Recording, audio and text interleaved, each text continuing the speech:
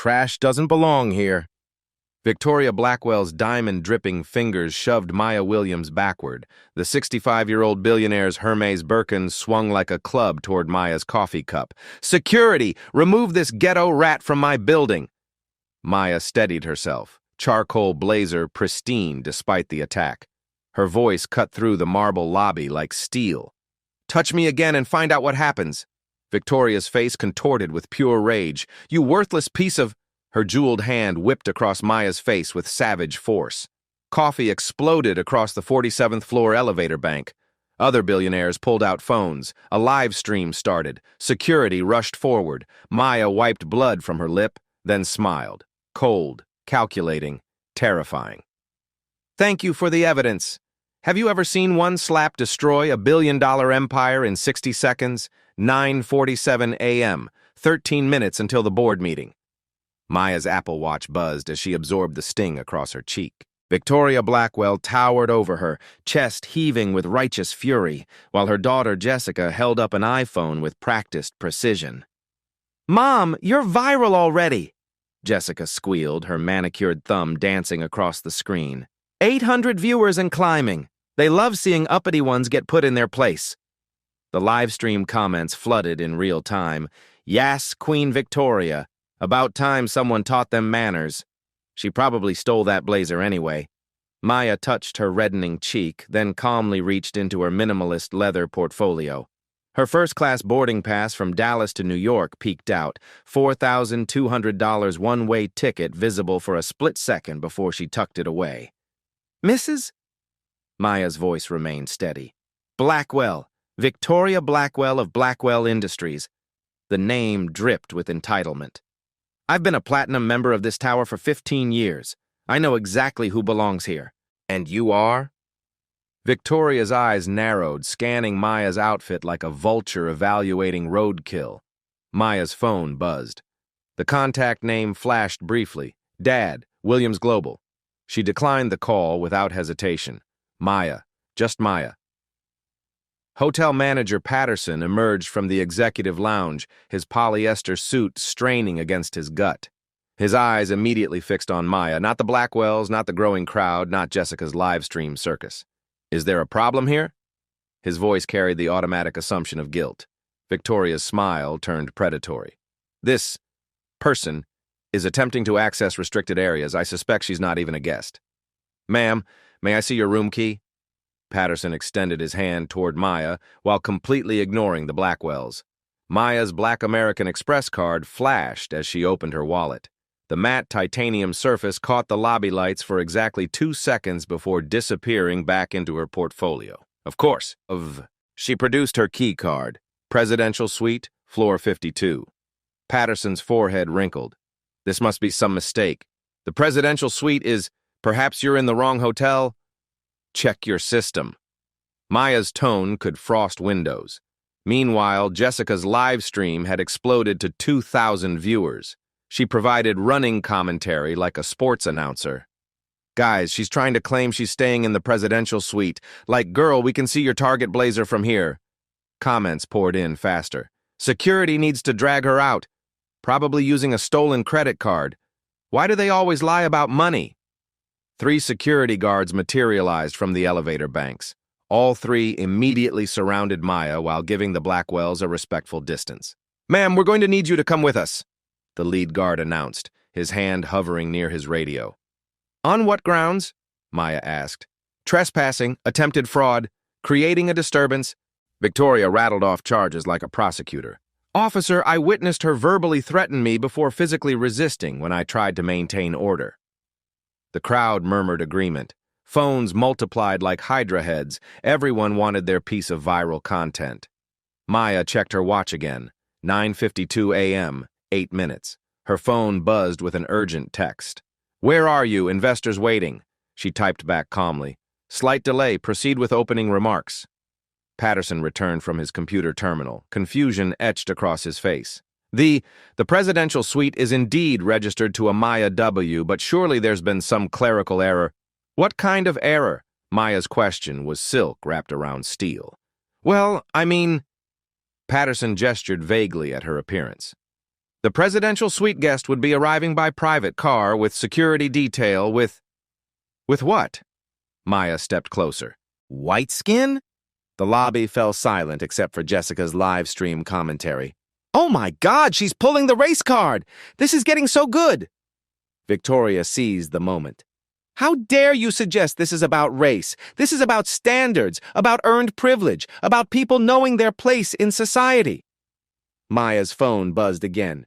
This time she glanced at the screen. A message marked, Urgent, Board Prep, Quantum Dynamics. She silenced it without reading further. Mrs. Blackwell, Maya said quietly, what exactly do you think my place should be? Certainly not in buildings where you can't afford the monthly parking fees. Victoria's voice rose with each word. Not in elevators with people who've earned their success through generations of hard work and proper breeding. The security guards exchanged glances. Even they seemed uncomfortable with Victoria's escalating rhetoric.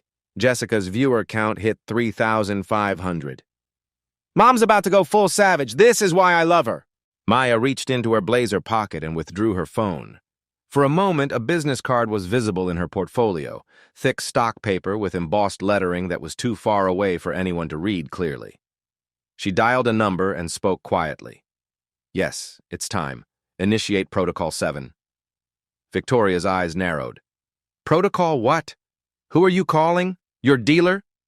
Maya ended the call and immediately dialed another number. Dad, I'm fine, but we need to discuss Blackwell Industries. The word Dad hit Victoria like cold water.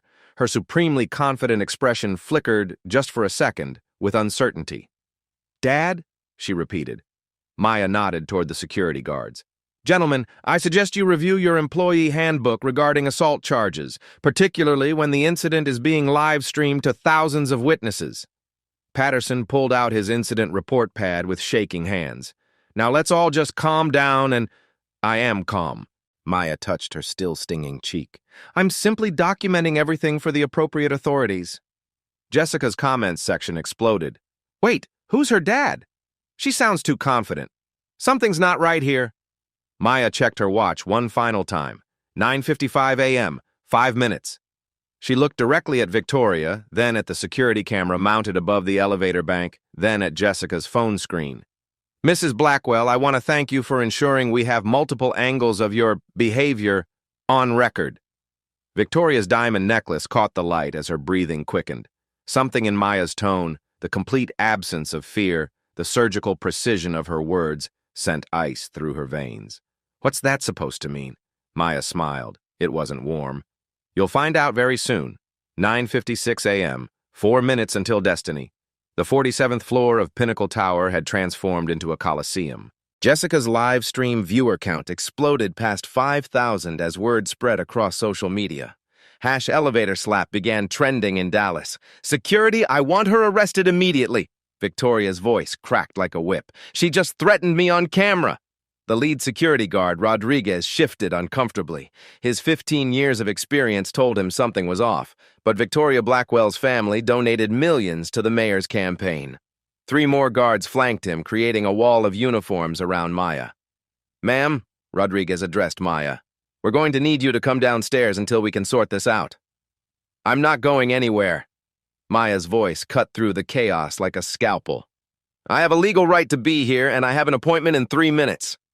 Patterson wrung his hands, sweat beading on his forehead despite the air conditioning. Perhaps if you could just wait in the guest services office while we verify your credentials more thoroughly. Verify what, exactly? Maya turned to face him, her calm intensity making several bystanders step back. That a black woman can afford the presidential suite? That she might actually belong in your precious tower? Jessica zoomed her camera closer, practically vibrating with excitement. Guys, she's getting so defensive. Mom might actually need to call the real police. The comment feed became a waterfall of ugliness. Typical ghetto attitude when caught. Always making everything about race when they're wrong. Should have stayed in her own neighborhood. Security needs to tase her. But other comments began appearing, creating digital battle lines. Why are they only questioning her? That slap was straight-up assault. White lady is unhinged. Something feels very wrong here. 2 more security guards emerged from the stairwell, followed by a supervisor with sergeant stripes. Maya was now surrounded by 6 men in uniform, while the Blackwells stood safely behind them like generals commanding an army. "Rodriguez!" Victoria snapped, her voice growing shrill with each word.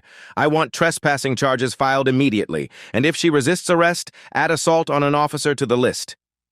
Maya's phone buzzed with another urgent message. She glanced at the screen without hiding it. "Board meeting starting. Japanese investors asking for you specifically. Where are you?" Her fingers moved across the keyboard with surgical precision. "Minor delay. Begin presentation deck. We'll join for the Q&A segment." "Who are you texting?" Victoria demanded, stepping closer despite the security barrier. "Your lawyer? Your dealer? Some other criminal in your network?" The crowd gasped audibly. Even the hardened security guards winced at the naked racism. Several business professionals in expensive suits began filming with expressions of disgust. Jessica's camera captured everything, but her enthusiasm was wavering. "Mom, maybe you shouldn't say things like that on camera." "Shouldn't what?" Victoria whirled on her daughter like a rabid animal. "Tell the truth? This is exactly what's wrong with modern society. These people thinking they can go anywhere, do anything without facing proper consequences for their presumption." Maya looked directly into Jessica's camera lens, her voice steady as bedrock. "Please keep recording. I want multiple angles of this entire interaction documented." Her complete lack of fear was starting to unnerve everyone. Whispers began rippling through the growing crowd. "She's way too calm for someone about to be arrested. Why isn't she calling a lawyer? Who talks to security like she's in charge?" A well-dressed woman in her 50s approached Patterson. "Excuse me, but I've been watching this entire incident. That woman was physically assaulted, and you're treating her like a criminal?" Patterson mopped his forehead with a handkerchief. "Ma'am, we're just following protocol." "Protocol for what? Being black in your hotel?" The woman's voice carried the authority of someone used to being heard. "I'm Sarah Lane, corporate counsel for Meridian Industries. What I'm witnessing here looks like a civil rights lawsuit waiting to happen." Victoria turned her venom on the newcomer. "Stay out of family business, counselor. This trespasser threatened me and my daughter."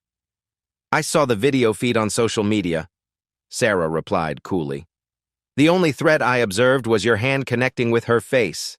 9:58 a.m., 2 minutes.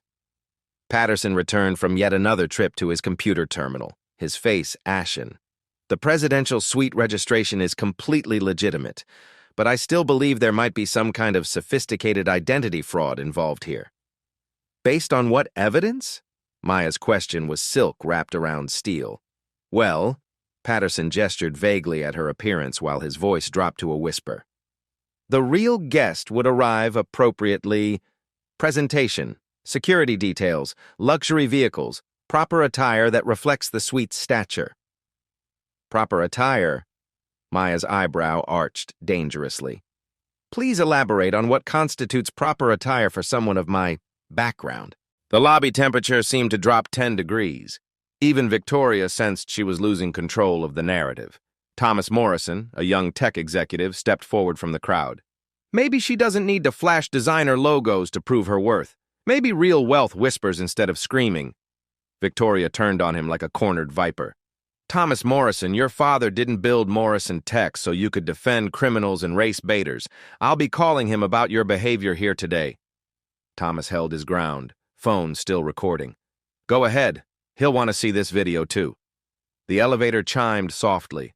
Marcus Blackwell, 45, stepped out in an immaculate navy suit, his phone pressed to his ear. Victoria's son and president of Blackwell Industries looked harried, clearly dealing with multiple crises. "Mother, what the hell is going on down here? I've got board members calling about some viral video." He stopped mid-sentence when he saw the circus. Security guards, cameras, his mother's flushed face, Jessica's live stream setup, and Maya standing in the center like the eye of a hurricane. Something in Maya's bearing, the way she held herself despite being surrounded, made his business instincts scream warnings. "Marcus! Perfect timing!" Victoria's voice dripped with vindictive satisfaction. "Help me explain to this con artist that she doesn't belong in buildings where real success is earned." Marcus's experienced eyes swept the scene again. The security positioning, the number of recording devices, the crowd's divided reaction, and finally Maya's unnaturally calm demeanor. "What happened to your face?" he asked Maya directly, ignoring his mother's expectant glare. Your mother happened to do it. Marcus turned slowly to Victoria. You physically struck her? I defended our family's reputation and this building's standards. Victoria's voice climbed toward hysteria. She was trespassing, and when I politely requested her departure, she became violent and made direct threats against our safety. That's not what any of these videos show, Thomas called out, holding up his phone along with a dozen others. Jessica spun around, her live stream wavering. Wait, how many people were recording? Everyone with a phone, Sarah Lane answered grimly, and it's all going to be subpoenaed if this goes to court. Maya checked her watch with the precision of a sniper. 9:59 a.m. Her phone rang. Without hesitation, she answered the speaker, her voice carrying clearly across the marble lobby. Maya, where are you? The investors are getting seriously restless. The Japanese delegation specifically requested your infrastructure projections. The voice was crisp, professional, clearly from someone managing million-dollar decisions. Slight delay, David. Begin with the market analysis segment. I'll join you for the technical presentation. Should I reschedule the signing ceremony? Absolutely not. Everything proceeds as planned. She ended the call. The lobby had gone library quiet, everyone straining to parse the implications of what they'd just heard. Victoria's face was approaching dangerous shades of purple. Who do you think you're fooling with this elaborate charade? Nobody here believes you have some mysterious important meeting. Marcus stepped closer to Maya, his finely tuned business radar screaming alerts. Miss Williams, Maya Williams. The name hit Marcus like a physical blow. All color drained from his face as recognition dawned. Williams? Marcus repeated, his voice barely audible. Maya's smile was razor thin. That's right, Maya Williams. Marcus pulled out his phone with trembling fingers, typing frantically. His Google search results made him stumble backward into the marble wall. Mother!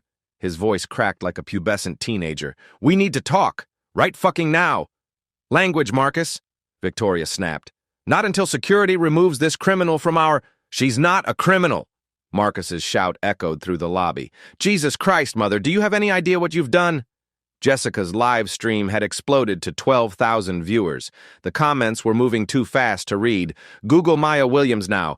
Blackwell Industries is fucked. This is about to get nuclear. Maya opened her leather portfolio with deliberate slowness. She withdrew a single sheet of thick paper and held it up so the crowd could see the letterhead. At the top, embossed in gold, Pinnacle Tower Business Summit, keynote speakers. The crowd leaned forward, phones zooming in. In the center, printed in bold letters, 10 a.m. Maya Williams, CEO, Quantum Dynamics, Infrastructure Innovation Partnerships. And below that, Partnership Signing Ceremony, Quantum Dynamics and Blackwell Industries, $500 million infrastructure contract. The silence that followed could have stopped hearts. Victoria's Hermes bag slipped from her fingers, hitting the marble floor with a sound like breaking bones. Jessica's phone clattered down beside it. Oh my fucking God, Thomas Morrison whispered. Maya stepped forward and the security guards parted like water. She walked directly to Marcus, who looked like he was having a cardiac event. Mr. Blackwell, her voice was arctic calm, I believe we had a 10 a.m. appointment. Marcus opened his mouth, but no sound emerged. His hands shook as he stared at the paper. Maya wasn't finished. She reached into her portfolio again and produced a second document. This one bore the letterhead of Williams Global Corporation. There's something else you should know, Mrs. Blackwell. Victoria's eyes were wide with dawning horror. I'm not just the CEO of Quantum Dynamics. I'm also the daughter of Robert Williams. The name detonated like a bomb. Robert Williams, chairman and CEO of Williams Global Corporation, Fortune 50 company, $15 billion in annual revenue, and Blackwell Industries' largest client. Marcus grabbed the wall for support. Robert Williams is your father? Maya nodded. The same Robert Williams whose company provides 38% of Blackwell Industries' annual revenue, approximately $800 million in contracts. She paused, letting the mathematics sink into every brain in the lobby. Combined with my company's $500 million deal, that's $1.3 billion in business relationships. Victoria's legs buckled. Marcus caught her arm as she swayed. Which you just jeopardized. Maya continued, her voice never rising above conversational level, by physically assaulting me on camera in front of thousands of witnesses. Jessica scrambled for her phone, hands shaking. Her live stream showed 15,000 viewers and climbing. The comments were a wildfire of recognition. Williams Global = Blackwell's biggest client. She slapped a Fortune 50 CEO's daughter. Victoria Blackwell just destroyed her family. Sarah Lane stepped forward, her lawyer instincts in overdrive. Miss Williams, I think you should know that multiple people have recordings of the assault. If you choose to press charges— Maya raised her hand. Thank you, counselor, but I prefer to handle business matters through business channels. She looked directly at Victoria, who was hyperventilating against the marble wall. Mrs. Blackwell, you asked me earlier what I thought my place should be. Maya's voice was soft, almost gentle. I think my place is in the boardroom upstairs, signing contracts worth more than most people see in a lifetime. Marcus found his voice. Maya, Miss Williams, I am so incredibly sorry. My mother doesn't represent— Your mother represents your family perfectly, Mr. Blackwell. Maya's interruption was surgical. She represents the values that built Blackwell Industries. The question is, are those the values your company wants to maintain? Patterson approached on unsteady legs. Miss Williams, if there's anything at all, the hotel can do to— You can start by reviewing your staff's response to this incident. Maya's gaze swept over the security guards who had surrounded her. I was physically assaulted in your lobby and your people treated me like a criminal. Rodriguez stepped forward, removing his cap. Ma'am, we were responding to what we thought was a legitimate complaint. You were responding to your unconscious bias, Officer Rodriguez. Maya's tone wasn't angry, just factual. 5 armed men surrounded one unarmed woman because a rich white lady pointed her finger. The lobby crowd was growing as news spread through social media. Business executives, hotel guests, and summit attendees pressed closer, phones recording everything. Maya's phone rang. She glanced at the caller ID and smiled, the first genuinely warm expression she'd shown. Hi, Dad. She put the call on the speaker. Robert Williams's voice filled the lobby, carrying the unmistakable authority of a man who moved billions of dollars with his decisions. Maya, I just saw the video feed. Are you hurt? I'm fine, Dad. Just a little red mark where Mrs. Blackwell struck me. The silence on the other end was more terrifying than any explosion. Mrs. Blackwell struck you? On camera, in front of hundreds of witnesses, while calling me trash and questioning whether I belong in civilized society. When Robert Williams spoke again, his voice could have flash-frozen hell. Put her on the phone. Victoria began hyperventilating in earnest. Marcus stepped forward desperately. Mr. Williams, this is Marcus Blackwell. I can explain— Marcus. Robert's voice cut through the phone like a blade. Your mother just physically assaulted my daughter while she was conducting business on my behalf. Explain that. Sir, she didn't know. This is a misunderstanding. A misunderstanding? Robert's laugh was arctic. Son, I've been in business for 30 years. I understand exactly what happened. The question is, what are you going to do about it? Maya looked at her watch. 10:02 a.m. Dad, I need to get to the signing ceremony. The investors are waiting. Of course. But Maya? Yes. Before you sign anything with Blackwell Industries, I think we need to have a family conversation about whether we want to continue doing business with people who assault our family members. Victoria made a sound like a wounded animal. Understood, Dad. Maya ended the call and looked around the lobby. Every face stared back at her with expressions ranging from shock to terror to admiration. Mrs. Blackwell, she said quietly, I believe you have something to say to me. Victoria's mouth moved, but only strangled sounds emerged. Maya waited exactly 10 seconds, then turned toward the elevators. Mr. Blackwell, shall we proceed with our meeting? Or would you prefer to cancel the largest contract in your company's history? The elevator ride to the 52nd floor boardroom was a study in suffocating silence. Marcus Blackwell stood pressed against the back wall, his face the color of old parchment. Maya Williams occupied the center of the elevator like a queen holding court, checking emails on her phone with casual efficiency. Miss Williams, Marcus began, his voice barely steady. I need you to understand that my mother's actions in no way represent— Don't! Maya didn't look up from her phone. Don't explain, don't make excuses, don't minimize. We'll discuss your mother's assault in the boardroom with witnesses present. Marcus's throat bobbed as he swallowed. The board doesn't know about the incident yet. They will. Maya's tone was matter-of-fact. 23,000 people watched your mother slap me live. CNN picked up the story 6 minutes ago. Your stock price has already dropped 4% in after-hours trading. The blood drained from Marcus's face. 4%? That's just the beginning. Maya finally looked at him. Your mother didn't just assault me, Mr. Blackwell. She assaulted your company's future. The elevator chimed softly at floor 52.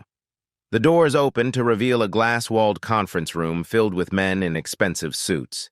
Japanese executives in dark business attire sat on one side of a massive oak table.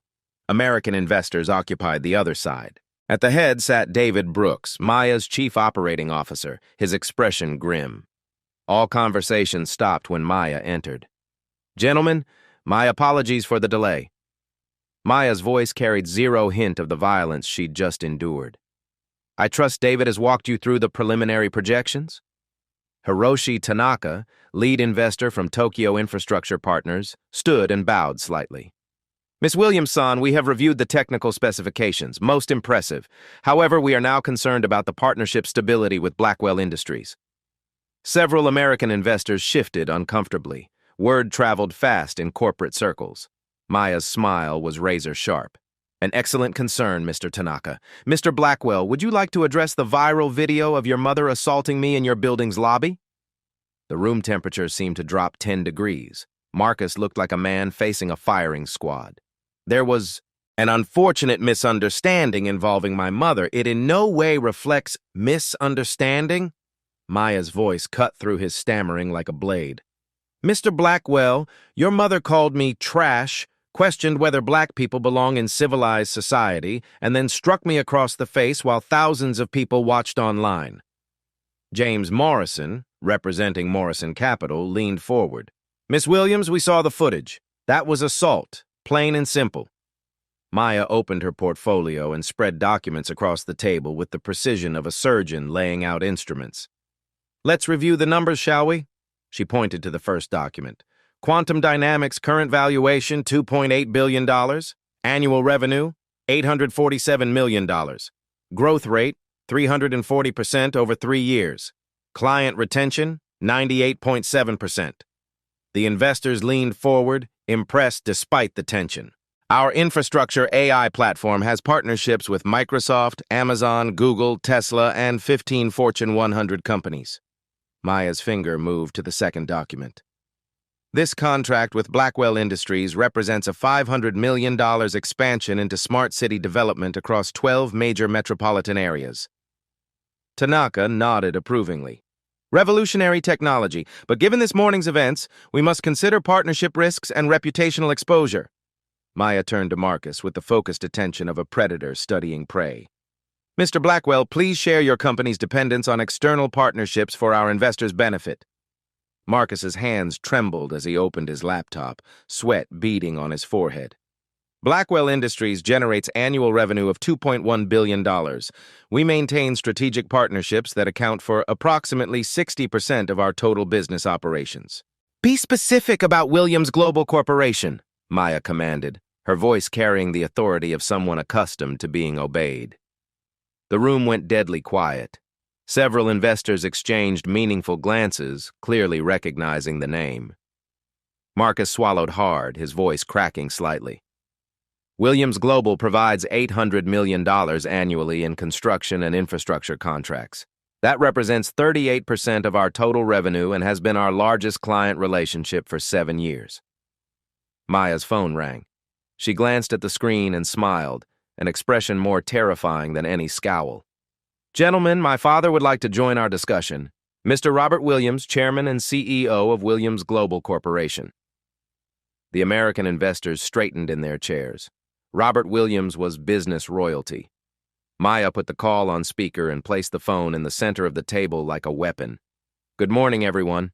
Robert Williams' voice filled the room with unmistakable authority earned through 3 decades of building a Fortune 50 empire.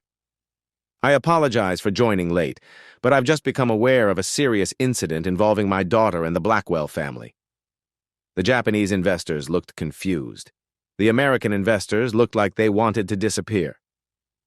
Dad, perhaps you could explain the situation to our potential partners? Certainly. Robert's voice was ice-cold professional steel. Approximately 25 minutes ago, Mrs. Victoria Blackwell physically assaulted my daughter in the lobby of this building. The assault was recorded by multiple witnesses and is currently being viewed by over 30,000 people on social media platforms. Tanaka's eyes widened in shock. Physical assault? Mrs. Blackwell struck Maya across the face while calling her trash and stating explicitly that black people don't belong in places like Pinnacle Tower. She then attempted to have security arrest Maya for trespassing. The silence that followed could have stopped atomic clocks. David Brooks cleared his throat diplomatically. Mr. Williams, what are the immediate legal implications for all parties? Substantial, Robert replied without hesitation. But more importantly for this room, what are the business implications? Williams Global has maintained an $800 million partnership with Blackwell Industries for 7 years. However, we cannot continue relationships with organizations whose leadership promotes and engages in racial violence. Marcus found his voice, desperation evident. Mr. Williams, my mother doesn't represent our corporate values or executive decision-making. Doesn't she? Robert's interruption was surgical in its precision. She's been on your board of directors for 12 years. She's your largest individual shareholder with 23% ownership. She represents your family name on every major contract and public appearance. Maya opened another document with deliberate slowness. Let's discuss the specific contractual implications. Mr. Blackwell, please read Section 12 of our partnership agreement aloud for everyone's benefit. Marcus fumbled through his papers with shaking hands, finding the relevant page. His voice was barely audible. Section 12, Moral Conduct Clause.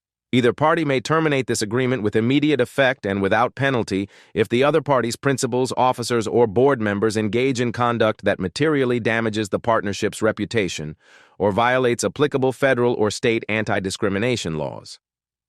Excellent reading, Maya said with clinical calm. Now please read Section 15. Marcus's hands shook visibly as sweat stained his collar. Section 15. Liquidated damages. In the event of termination due to moral conduct violations, the breaching party shall pay liquidated damages equal to 200% of the total contract value plus all legal fees, court costs, and consequential damages. The mathematical implications hit the room like a physical blow to the solar plexus. $500 million times 200% equals $1 billion in immediate damages, David Brooks stated with accountant-like precision. Plus legal fees, which in a case this high profile could easily reach $50 million, Maya added casually. Plus punitive damages for civil rights violations, which federal courts have awarded as high as $500 million in similar cases. Robert Williams's voice cut through the phone speaker like a chainsaw. And that's just Maya's contract. Williams Global's partnership agreement with Blackwell contains identical moral conduct and liquidation clauses. $800 million times 200% equals $1.6 billion in additional immediate damages. Tanaka was rapidly calculating on his tablet, his face growing pale. Combined total exposure, $2.6 billion in potential damages? Minimum, Maya confirmed. Against a company with $2.1 billion in annual revenue and approximately $400 million in liquid assets according to your latest SEC filings. James Morrison whistled low. That's immediate bankruptcy, liquidation of assets, complete destruction. The room absorbed the mathematics of corporate annihilation. Several investors began typing furiously on their phones, likely warning their own compliance departments. Marcus looked like a corpse propped in a business suit. Miss Williams, there must be some reasonable way to resolve this situation without destroying both our companies and the jobs of 8,000 employees. Maya leaned back in her chair, studying him like a scientist examining an interesting specimen under a microscope. Mr. Blackwell, your mother didn't just slap me. She slapped every black professional trying to succeed in corporate America. She live-streamed her racism to thousands of people. She made it impossible for anyone to ignore or minimize. Robert Williams' voice came through the speaker again. Maya, I've been getting calls from board members for the last 10 minutes. The video is everywhere. Twitter, LinkedIn, Instagram, TikTok. It's being shared by Fortune 500 CEOs expressing outrage. How many views now, Dad? 47,000 and climbing. Major news outlets are requesting statements. Our PR department is fielding dozens of calls. Maya nodded slowly. Mr. Blackwell, do you understand the scope of what your mother has triggered? This isn't just a business dispute anymore. It's a public relations nightmare that will follow your company for decades. Marcus's voice came out as a croak. What do you want from us? Maya stood and walked to the floor-to-ceiling windows overlooking Dallas, her silhouette commanding attention. The city sprawled below them, millions of people going about their daily lives, oblivious to the corporate drama unfolding 52 floors above. I want systemic change, she said, her voice carrying across the room with absolute clarity. Not private apologies that disappear into legal settlements, not diversity training seminars that everyone forgets in 6 months, not charitable donations that let you buy your way out of accountability. She turned back to face the room, every eye locked on her with the intensity of laser focus. I want real, measurable, permanent transformation that ensures what happened to me never happens to anyone else. Here are my non-negotiable terms. Maya's terms hit the boardroom like precision-guided missiles. First, Victoria Blackwell is removed from all positions within Blackwell Industries, effective immediately. Board of directors, shareholder voting rights, company advisory roles, public appearances, everything. She becomes a silent investor with zero operational influence. Marcus nodded desperately. Done. I'll call an emergency board meeting today. Second, Blackwell Industries establishes a $100 million fund for minority-owned business development, not charity, investment, real partnerships with measurable ROI expectations and independent oversight. James Morrison leaned forward. That's substantial capital allocation. What's the timeline? Maya's smile was arctic. Funding begins Monday. First investments within 30 days. Full deployment within 18 months. Marcus was typing frantically on his laptop. Agreed. Third, implementation of the Maya Williams Protocol. Comprehensive anti-discrimination policies with teeth. Zero tolerance means immediate termination, not warnings or sensitivity training. Mandatory bias training for all employees, from janitors to executives. Independent monitoring by a third-party firm. How independent? Tanaka asked. The monitoring firm reports directly to me for the first 2 years. After that, to a board of community leaders I select. Robert Williams' voice came through the speaker. Maya, what about enforcement mechanisms? Excellent question, Dad. Maya returned to her chair. Any employee can report discrimination through an anonymous app that sends alerts directly to the monitoring firm. Complaints trigger automatic investigations within 48 hours. Results are public record. Marcus looked sick. Public record? Transparency creates accountability, Mr. Blackwell. Your company will publish quarterly diversity reports showing hiring, promotion, and retention rates by demographic. No hiding behind corporate PR. Maya opened another folder. Fourth, your sister Jessica makes a public apology video acknowledging her role in amplifying racism. She donates $500,000 to civil rights organizations chosen by me. She completes 200 hours of community service in predominantly black neighborhoods. She'll resist, Marcus admitted. Then she loses her trust fund and inheritance, Maya replied coldly. I'm sure you can be persuasive. Fifth, this contract proceeds as planned, with an additional $200 million expansion focused exclusively on infrastructure development in underserved communities, schools, hospitals, community centers. David Brooks pulled up financial projections. That brings the total contract value to $700 million over 5 years. Maya nodded. With performance bonuses tied to measurable community impact metrics. The room absorbed the magnitude of the demands. A total immediate cost to Blackwell Industries, Maya continued, approximately $800 million in new commitments, plus operational changes that will cost roughly $50 million annually. She paused, letting the numbers sink in. Versus $2.6 billion in damages and certain bankruptcy if we proceed with contract termination and litigation.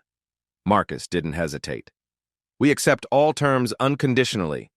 Robert Williams spoke from the phone. What about criminal charges for the assault, Maya?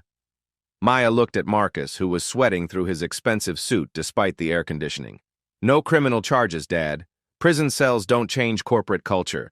Economic consequences and public accountability create lasting reform.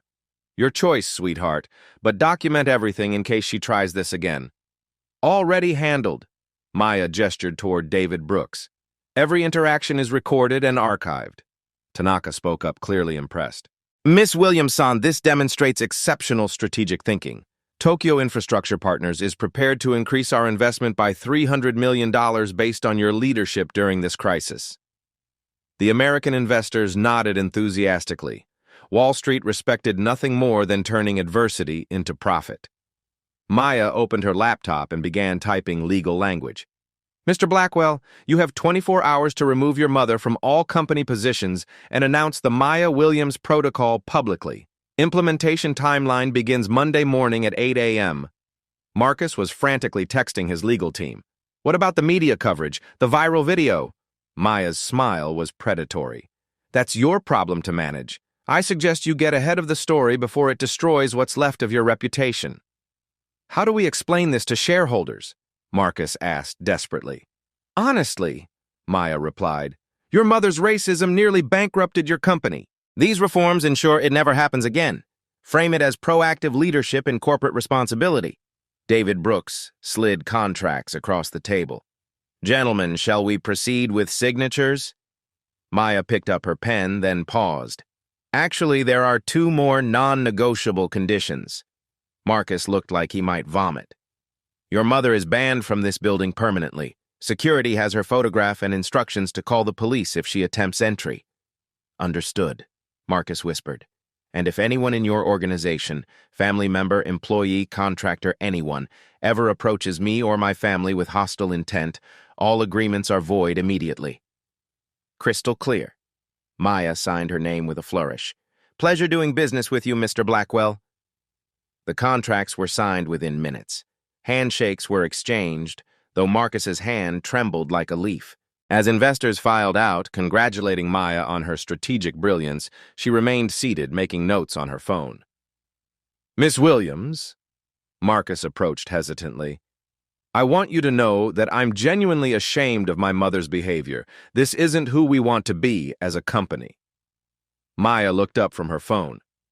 Mr. Blackwell, your mother didn't become a racist this morning. She's been enabled by your company culture for years. The question is, are you willing to do the hard work to change that culture permanently? Yes, absolutely. Good. Because I'll be watching.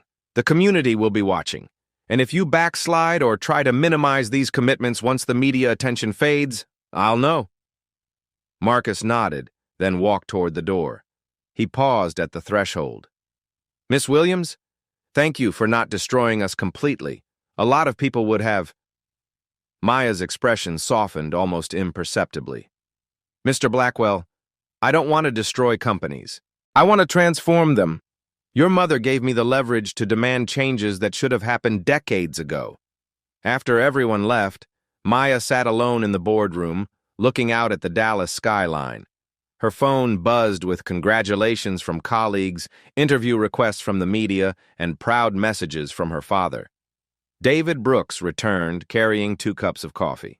How do you feel? He asked, sitting beside her. Maya touched the fading red mark on her cheek. Tired, angry, but I'm hopeful. Think they'll actually follow through? They don't have a choice. The whole world is watching now. Maya sipped her coffee. Besides, Marcus seems genuinely motivated to change. Sometimes it takes a crisis to reveal what people are really made of. And Victoria? Maya's smile was grim.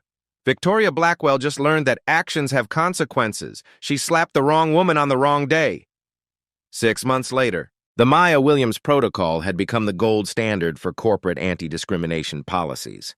Over 500 companies across America had adopted similar frameworks, creating a ripple effect that transformed workplace cultures nationwide. Maya stood before a packed auditorium at Harvard Business School, delivering her keynote address. When they slap, we build. Economic justice through strategic excellence. They thought one slap would silence me. she told the audience of MBA students, entrepreneurs, and executives. Instead, it amplified the voices of millions who look like me and refuse to be diminished. The statistics were undeniable. The Maya Williams Protocol had generated $3.2 billion in new contracts for minority-owned businesses.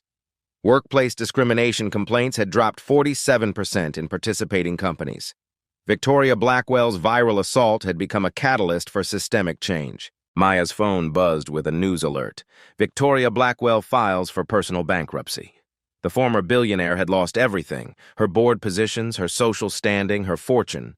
Multiple discrimination lawsuits from former Blackwell Industries employees had stripped away her remaining assets. Meanwhile, Blackwell Industries had become a case study in corporate redemption.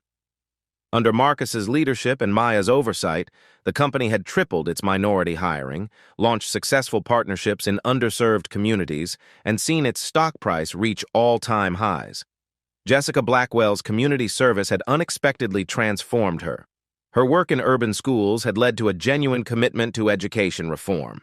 She'd become an advocate rather than an antagonist.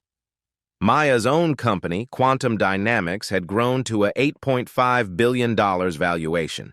She'd been featured on the cover of Time magazine as one of America's most influential leaders. But the victory that mattered most was personal.